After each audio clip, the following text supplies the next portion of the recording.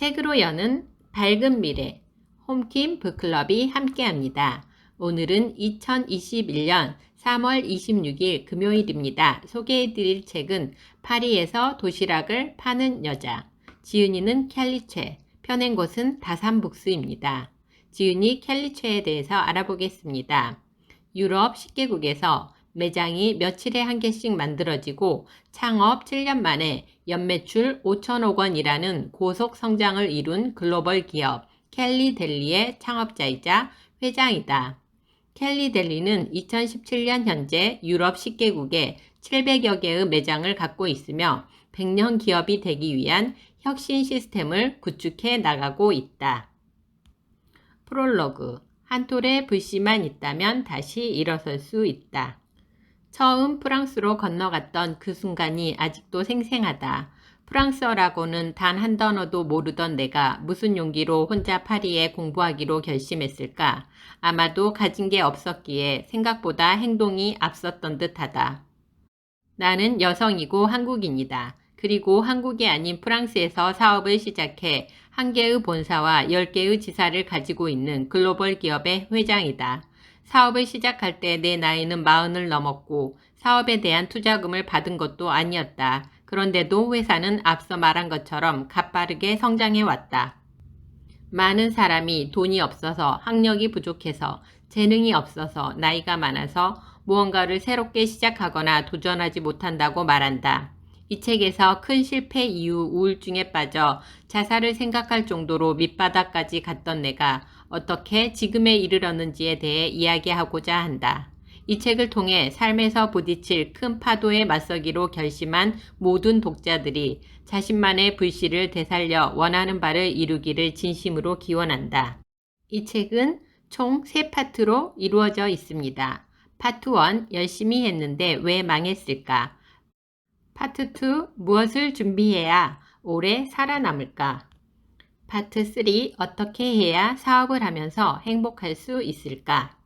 지금부터 본문을 읽어보겠습니다. 파트 1, 열심히 했는데 왜 망했을까? 중학교 졸업을 앞둔 어느 날 부모님께서는 집에는 돈이 없어서 고등학교를 보내기 힘들 것 같다고 말씀하셨습니다. 집에서 보내줄 방법이 없다면 스스로 갈 방법을 찾아야 했다. 돈을 벌면서 학교를 다닐 방법이 필요했는데 그러던 차 서울의 한 와이셔츠 공장에 들어가면 그렇게 할 수 있다는 이야기를 들었다. 그렇게 17살이 되던 해 나는 혼자 서울로 올라와 결심대로 와이셔츠 공장에 들어갔다. 그 공장에서는 한 여자 고등학교에 야간 학교를 다닐 수 있도록 지원해 주었다. 당시 공장 월급은 6에서 7만 원 정도였던 것으로 기억하는데 꼭 필요한 생활비를 제하면 딱히 부족한 돈도 아니었다. 계획적으로 저축을 하지는 않았지만 돈도 조금은 모을 수 있었다. 돈을 모은다는 것은 미래를 꿈꾸고 계획할 수 있다는 의미이기도 했다. 그렇게 3년간 와이셔츠 공장에서 일하면서 패션에 관심이 생겼고 내게 소질도 있어 보였다. 나는 자연스레 우리나라의 패션은 일본에서 왔다는 사실을 알게 되었다. 내가 그때나 지금이나 고수하고 있는 몇 가지 철학이 있는데 그 중 하나가 일단 하기로 했으면 최고가 되어야 한다는 것이다. 그래서 일본 유학을 가기로 결심하게 되었다. 그리고 일본에서 공부하면서 일본의 패션은 프랑스에서 왔다는 사실을 알게 되어 이렇게 낯선 땅 프랑스에서 고군분투하게 된 것이다. 다행히 시간이 흐르면서 점차 프랑스 생활에 적응해 나갔고 조금씩 자신감을 회복했다. 학교를 졸업하면서 나는 곧바로 제법 괜찮은 일자리를 얻어 패션 업계에서 일할 수 있었다. 하지만 그 만족감은 그리 오래가지 않았다. 프랑스에서 인정받기 위해서는 디자이너만의 독특한 발상이나 굉장한 크리에이티브가 필요했는데 이를 따라잡기에는 한계가 있었던 것이다. 인정하기 싫었지만 프랑스 패션계에서는 최고가 되기 어려울 뿐만 아니라 잘해야 중상위권 정도에 머무를 게 확실했다. 긴 고민 끝에 일단 회사를 그만두었다. 그런데 당시 프랑스에서 사업을 시작한 한국인 친구가 믿을 만한 사람이 없어 고민이라며 나를 찾아와 몇 개월만이라도 좋으니 함께 일을 하자고 제안한 것이다. 나는 친구가 제안한 사업 분야인 전시업이나 광고업에 만족했고 나름 즐겁게 일했다. 친구의 제안을 받아들여 함께 시작한 지 1년, 사업은 거의 자리를 잡았고 패션계 못지않게 그 일에도 어느덧 익숙해졌다. 친구 사업에 본격적으로 합류하면서 돈을 마련해 회사에 투자했고 친구와 나는 각각 6대4 정도의 지분을 보유했다. 이제 직원이 아니라 공동 경영자가 된 것이다. 친구는 프랑스 본사를, 나는 한국 지사를 담당했다. 홀로 한국 지사를 운영하면서 인사와 관련해서 여러 가지 문제가 터졌다. 친자매처럼 가깝게 지내던 지인의 남동생, 그리고 나의 사촌 동생. 이렇게 지인들을 무턱대고 뽑다 보니 기대한 최소한의 능력과 성실함조차 갖추지 못한 경우도 있었다. 돌이켜보건대 당시의 직원들과 마찰을 빚고 인사에 실패한 중요한 이유 중 하나가 사람을 대하는 데 있어 융통성이 부족했기 때문이 아닐까 싶다. 정리해보면 나에게는 치명적인 3가지 문제점이 있었다. 첫째, 자만심이다. 자만심은 나의 눈과 판단력을 흐렸고 모든 일이 틀어지는 원흉이 되었다. 둘째, 경험 부족이다. 정확히 말하면 경영, 미숙을 뜻한다. 셋째, 공부 부족이다. 책도 읽지 않았다. 모든 것을 마치 내가 다 새롭게 창조해내듯 사업을 하려 했으니 수없이 시행착오를 겪고 실패하는 건 어찌 보면 당연한 수순이었다. 직원들과 마찰이 있긴 했어도 몇 년간 사업은 무리 없이 성장했다. 하지만 경기란 항상 좋은 게 아니다. 처음 한두 군데에서 의뢰가 들어오지 않을 때는 그래도 견딜만 했다. 그러나 대기업들이 연달아 거래를 끊으면서 우리는 막대한 타격을 입을 수밖에 없었다. 점점 회사 재정이 악화일로로 치달을 무렵 친구가 이 모든 상황을 단번에 역전시키기 위한 프로젝트를 기획했다. 친구가 기획한 프로젝트는 자동차 박람회였다. 전시회 준비에는 많은 돈이 들어갔다. 여러 자동차 회사에 협조를 요청해야 했고 유명한 자동차 수집가들에게 연락해 골동품 수준의 자동차들을 들여와야 했다.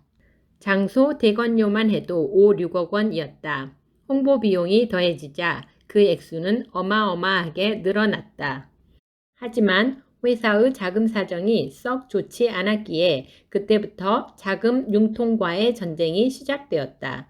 나는 지인들을 통해 자금을 끌어모았다. 은행에서는 돈을 빌릴 수가 없었다. 프랑스에 본사가 있다 보니 한국에서는 애초 대출이 어려웠고 프랑스에서도 대출을 받지 못했다. 드디어 전시회 개시일이 되었다. 하지만 실제로 돈을 지불하고 티켓을 산 관람객은 많지 않았다. 마니아들 사이에서는 제법 좋은 평을 받기도 했고 매일 찾아오는 관람객이 있기도 했지만 극소수였다. 박람회는 속된 말로 망했다. 그것도 아주 제대로 폭삭 망했다. 사업은 걷잡을 수 없이 기울어갔다. 그전부터 의뢰가 눈에 띄게 줄고 있었지만 이제는 사업 유지마저 어려울 지경이 되어버렸다. 우리는 사업에 마침표를 찍었다. 결국 나에게는 10억 원이 넘는 빚이 쌓였고 경제적으로 어려워졌다. 축제는 끝났다. 사업 실패에 이은 10억 원의 빚으로 화려했던 과거는 산산조각 났다. 그 후로 약 2년간 집 밖으로 나서는 일은 거의 없었고 사람도 거의 만나지 않았다. 도대체 나는 왜 살아야 하는지에 대한 답을 한 가지도 찾기 어려워지자 결국 떠오르는 단 한 사람은 엄마였다. 이렇게 비참하고 보기 싫은 모습을 나라 해도 엄마한테만큼은 여전히 세상에서 가장 소중한 존재일 테니까. 그것만으로도 내가 지푸라기라도 잡고 일어나야 하는 이유로 충분했다. 엄마의 눈으로 나의 행복을 바라보자 뭐라도 해야겠다는 생각이 들었다. 우선은 다음 날부터 밖으로 나가 걸어보기로 했다. 걷다 보면 분명 무언가 떠오를 것이고 그냥 그것을 천천히 시작하면 될 거라 믿었다. 나는 이미 40대에 접어들었다. 은행 잔고는 바닥이었고 10억 원의 빚이 있었다. 게다가 나를 도와줄 사람은 아무도 없었다. 현실과 마주하고 나니 내게 남아있는 것들이 서서히 눈에 들어왔다. 내게는 아직 집과 차가 있었다. 그때부터 나는 할 수 있는 것들을 따져보기로 했다. 내게는 집과 차가 있고 3개국어, 한국어, 일본어, 프랑스어를 할 줄 안다는 장점이 있었다. 밑바닥에서 희망을 발견한 그 순간 놀랍게도 기적이 찾아왔다. 그 시기에 친구 중 하나가 내게 방 한 칸을 빌려달라고 부탁한 것이다. 비슷한 시기에 두 번째 고객이 생겼다. 프랑스에서 유학 후 직장을 구하면서 집을 찾던 사람이었다. 나는 민박 일을 좀 더 본격적으로 하기 시작했다. 민박과 가이드 일을 통해 나는 재기의 발판이 될 자금뿐만 아니라 더 큰 것들을 얻었다. 우선 자신감이 생겼다. 파트 2. 무엇을 준비해야 오래 살아남을까? 머리가 아닌 눈과 발로 했던 2년간의 사업 공부. 민박일은 마이너스였던 내 삶을 출발선으로 되돌려 놓기 위한 과정이었을 뿐 내가 평생 가야 할 길은 아니었다.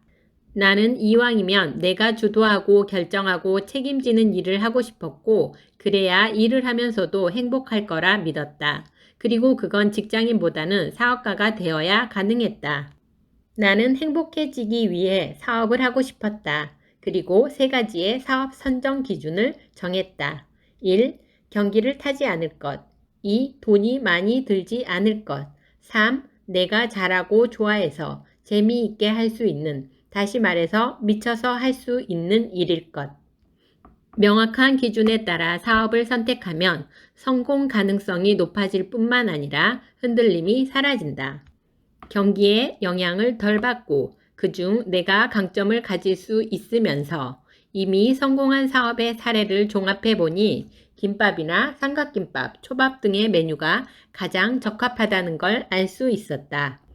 때마침 미국에서 무일푼으로 시작해 대형 슈퍼마켓 체인의 김밥과 초밥을 납품해 연매출 수천억 원을 올린 김승호 회장의 김밥 파는 CEO를 읽게 되었다. 책을 덮고 이거다 라는 생각이 들었다. 그때부터 김밥과 초밥, 도시락을 대형마트에서 판매하는 사업을 구상하기 시작했다.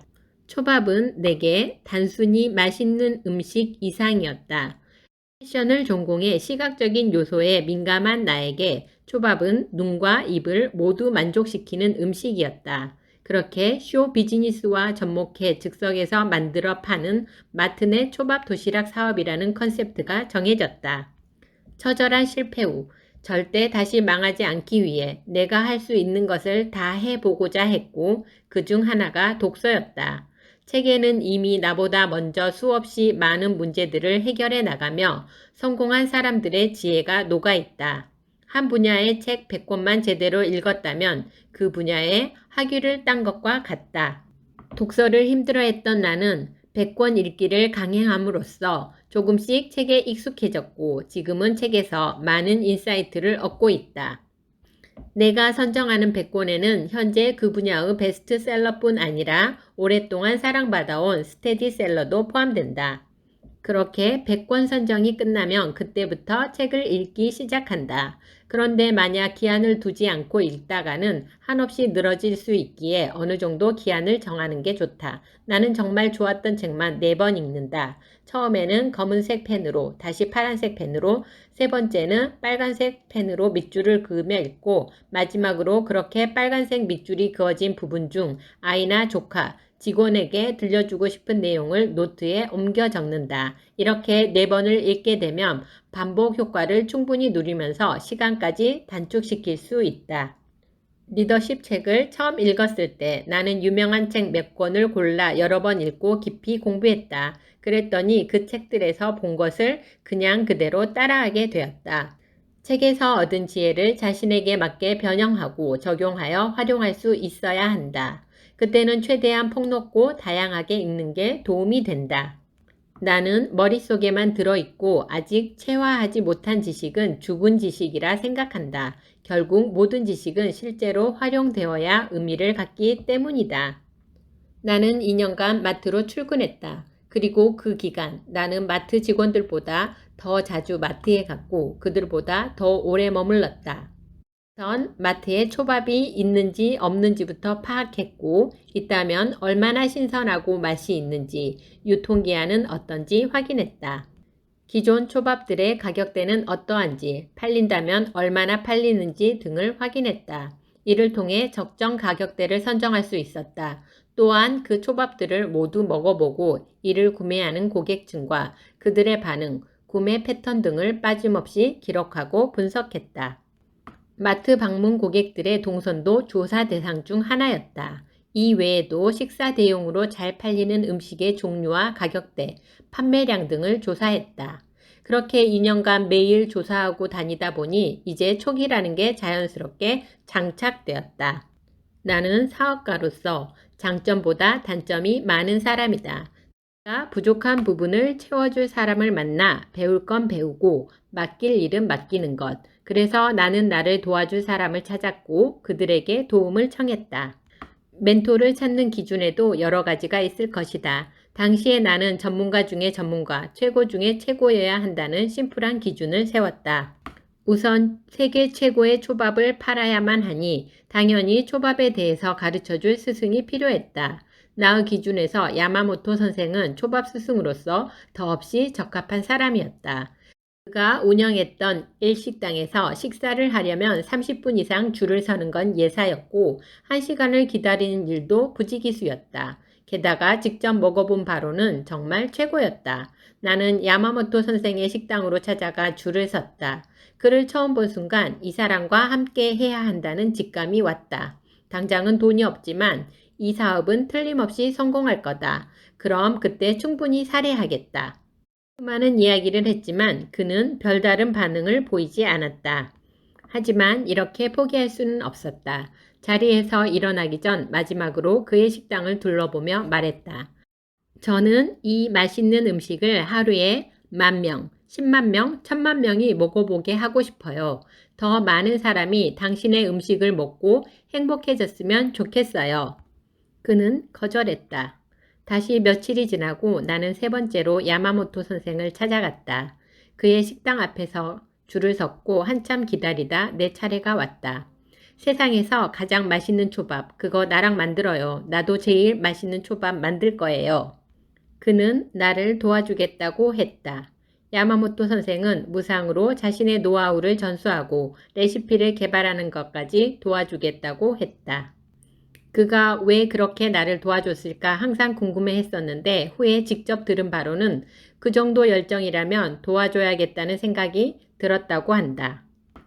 현재 야마모토 선생은 새로운 메뉴 개발 외에도 최고의 재료를 선별하는 작업을 하고 있다.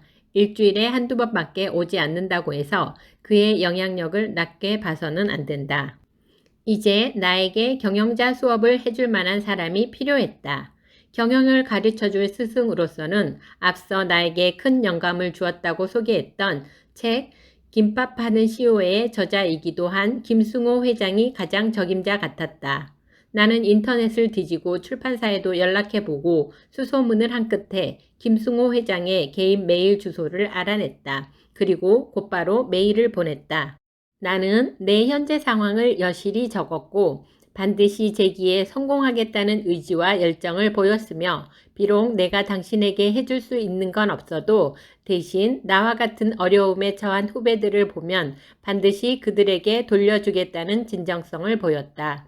이것이 김승호 회장의 마음을 움직였고 나는 그 뒤로 한동안 메일과 전화통화로 궁금한 것들을 물어보고 이에 대한 답변을 들을 수 있었다. 그리고 시간이 좀 더 흐른 뒤에 김승호 회장의 초청으로 미국까지 가서 직접 보고 들으며 많은 것을 배웠다. 캘리델리가 처음 오픈했을 때 말 그대로 폭발적인 반응이었다. 세계 각지의 대형마트는 물론 온갖 요식업계 종사자들이 견학을 왔을 정도였으니 말이다. 이처럼 유럽에서 최고가 된 후 세계 1위 기업이 된다는 게 나의 목표였다. 나는 바로 맥도날드가 생각났다. 세계 최고의 글로벌 프랜차이즈 브랜드를 만드는 게 목표이므로 나는 주저없이 맥도날드 관계자와 만나는 걸 또 다른 목표로 삼았다. 드니 하네칸. 그는 유럽 맥도날드의 CEO를 거쳐 영국의 유명 호텔과 슈퍼마켓 체인 등의 이사직을 겸하고 있는 화려한 이력의 스타 경영자였다. 그를 만나고 싶어진 나는 그 방법을 생각해내기도 전부터 여기저기에 이야기를 하고 다녔다. 한 번은 프랑스에서 변호사로 일하고 있는 친구를 만나 이 같은 이야기를 했다. 뜬금없이 친구가 내게 이렇게 이야기하는 게 아닌가. 내 친구가 그 사람 수행비서였던 것 같은데. 그는 수행비서였다는 자신의 친구에게 연락했고 그토록 만나기를 바랐던 드니 하네칸을 만날 수 있었다. 첫 만남에서 우리는 2~3시간을 매장 앞에 서서 이야기를 나누었다. 경제적으로 전혀 아쉬울 게 없는 그가 우리처럼 조그만 회사를 돕기로 한 이유는 무엇이었을까? 그는 원래 젊은 스타트업 사업가를 좋아하고 그들에게 멘토링하는 것도 즐겼다.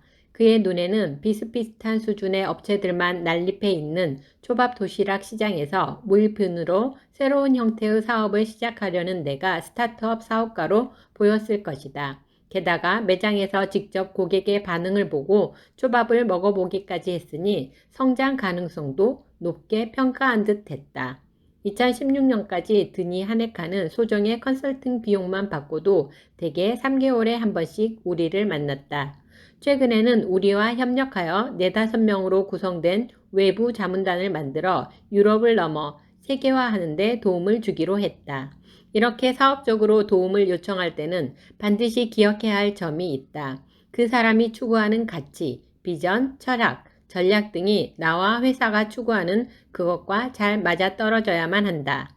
만약 도움을 요청하고 싶은 사람이 지금 보기에 너무 멀고 높아 보인다 해도 지레 겁먹고 포기할 이유는 없다. 그런 사람들이라고 해서 꼭 당신의 등골이 휠 정도로 큰 돈을 요구하는 건 아니다. 초밥 도시락 사업으로 아이템을 정했을 때 어떤 마트와 함께 할지도 매우 중요했다. 고민은 길지 않았다. 유럽에서는 시사가 1위를 차지하고 있었기 때문이다. 나와 남편은 시사의 회장을 염두에 두고 사업계획서를 작성하기 시작했다. 수십 쪽짜리 사업계획서를 보내봐야 거들떠보지도 않을 것이다. 무조건 간략해야 했다. 내용을 줄이고 줄여서 3쪽으로 사업계획서를 작성했다. 시사에서는 나의 사업계획서를 보았고 연락을 해왔다. 그것도 회장이 직접 읽어보고 연락해서 미팅을 잡으라고 지시했다고 한다. 어떻게 회장이 사업계획서를 보게 되었을까? 약속이 있어서 일찍 퇴근하려던 회장이 잠깐 시간이 남아 책상에 쌓인 수십 개의 서류 더미에서 가장 얇은 것을 집어들었는데 그게 우리 사업계획서였다는 것이다. 파트 3. 어떻게 해야 사업을 하면서 행복할 수 있을까? 사장이 1년간 자리를 비워도 성장하는 회사. 리옹에서 1호점을 오픈하고 나와 남편은 매일 새벽 5시에 출근해서 마트의 오픈 시간 오전 9시가 될 때까지 준비를 끝냈다. 온종일 초밥을 만들고 저녁 8시 30분경에 문을 닫으면 밤 10시까지 정리 작업을 했다. 밤 11시가 다 되어 집에 도착해서도 당일의 매출과 비용을 따지고 파악해야 했다. 지난 2년간 누구보다 열심히 준비했던 노력에 대한 보상을 받는 기분이었다. 내가 그린 그림대로 손님들이 반응하고 그 이상의 매출을 올릴 때의 기쁨은 경험해봐야만 알 수 있다. 그런데 남편은 그날따라 기분이 좋지 않은 듯 했다. 무슨 일인지 묻자 남편이 다소 슬픈 목소리로 말했다. 우리 언제까지 이렇게 일해야 되는 거야? 하루 종일 일만 하려고 사업을 시작한 건 아니잖아. 그는 일을 하는 것도 좋아하고 중요하다 생각하지만 일에 치여 사는 삶은 원하지 않았으며 일 못지않게 자기만의 시간과 가족과의 시간을 갖는 것을 매우 중시했다. 그래서 우리 부부뿐 아니라 직원들 그리고 이해 관계자들까지 모든 이가 행복할 수 있는 경영 방법을 찾고 연구하기 시작했다. 나와 남편은 직원들이 스스로 일을 찾아서 진행하고 결정하게끔 하려면 어떻게 해야 할까를 늘 고민했다. 직원과 회사가 함께 성장하는 회사를 만들고 싶었다. 그래서 시스템으로 운영되는 회사, 나아가 모든 직원이 자신의 하루에 관해서는 자기가 결정할 수 있는 의사결정 시스템을 만들기로 했고 현재의 켈리 델리는 이미 일을 절반 이상 이루어냈다. 든 자리는 몰라도 난 자리는 안다라는 말이 있다. 사장이 이런 존재라면 역할을 제대로 하지 못했다는 의미다. 사장의 역할은 자신이 사장으로 있는 동안은 물론이고 그 자리에서 물러난 후에도 회사가 성장할 수 있도록 하는 것이다. 사장이 자리에 없을 때도 회사가 성장하려면 크게 두 가지가 필요하다. 바로 시스템과 인재다. 이런 시스템과 인재를 키워내는 힘이 바로 기업 문화다. 켈리 델리의 기업 문화 중 내가 가장 강조하는 것은 가족처럼이다. 이상적인 가족은 어떤 모습인가? 가족 중 한 사람이 며칠간 자리를 비웠다고 가정해보자. 그 사람이 하던 역할을 누군가가 완전히는 아니더라도 어느 정도는 대신하려 할 것이다. 회사도 마찬가지다. 누군가가 자리를 비우거나 심지어 갑자기 그만두더라도 회사는 이상 없이 운영되어야 한다. 이렇게 서로 완벽히 대체해 줄 수 있어야만 시스템이 만들어진다. 자신의 역할을 대행할 사람들을 만들어두는 건 켈리 델리에서 회장인 나와 남편을 포함한 모든 직원이 반드시 해야 할 일이다. 회사는 직원을 믿고 일을 맡길 수 있어야 하고 직원 역시 회사가 자신들에게 숨기는 것 없이 공정하게 대하고 있음을 믿을 수 있어야 한다. 나는 세계 최고의 외식 프랜차이즈 기업을 만들고 싶었다. 아직 갈 길이 멀지만 나는 켈리 델리를 초밖에 스타벅스처럼 만들고자 한다. 이는 내가 스타벅스의 기업 문화와 하워드 슐츠의 경영 철학을 보며 깊게 감탄했기 때문이기도 하고 초밥으로 그런 기업을 만들 수 있다는 믿음이 있기 때문이기도 하다. 켈리 델리에서 슬로건처럼 쓰는 말 중에 다음과 같은 것이 있다. 자주 실패하라. 빨리, 금방 실패하라. 돈을 적게 들이고 실패하라. 실패하지 않는 것이 가장 큰 실패다. 이 말을 명심하고 더 많은 실패를 마음껏 경험할 수 있도록 직원들을 장려해보자. 아마 상상 이상으로 회사에 큰 이득이 되어 돌아올 것이다. 에필로그. 기적은 행동하는 자에게 찾아온다. 이 책을 쓰면서 문득 내 삶이 얼마나 많은 기적으로 채워져 있었는지를 깨달았다. 앞으로의 삶은 어떻게 될까? 나는 나의 미래를 상상하는 것만으로도 설렘을 감출 수가 없다. 그만큼 매일매일 미래의 기적과 만나기 위해 조금씩 움직이고 있기 때문이다. 경영자이자 세상의 구성원으로서도 더 큰 꿈을 그려가고 있다. 회사, 직원, 가맹점주, 고객, 파트너사와의 윈윈윈윈을 이루는 것이 지금까지의 목표였다면 이제 더 나아가 세상을 행복하기 위해 어떻게 해야 하는가를 고민하고 있다. 기적은 나만의 것이 아니라 세상과 함께 나누기 위해 존재하기 때문이다. 당신이 어디에 있건, 어떤 학교를 나왔건, 나이가 몇 살이건, 어떤 일을 하고 있건 누구나 꿈을 꿀 권리가 있고 기적과 만날 자격이 있다. 기적은 결코 멀리 있지 않다. 이제 당신만의 미라클 여정을 만들어가길 기원한다. 행운을 빈다. 2017년 10월 나의 기적을 돌아보며 켈리 최. 지금까지 파리에서 도시락을 파는 여자 본문 내용을 살펴보았습니다. 켈리 최의 이야기를 유튜브에서 처음 접했을 때 저는 궁금한 게 많아졌어요. 무엇 때문에 10억 원의 빚을 졌을까? 무엇을 어떻게 했기에 연매출 5천억 원 회사의 회장이 되었을까? 이 책을 읽으며 모든 궁금증이 해소되었습니다. 켈리를 성공으로 이끈 원동력은 무엇이었을까요? 긍정적 사고와 이를 실천하는 추진력. 이외에도 수많은 요인이 있겠지만 켈리가 읽은 100권의 책이 인상적입니다.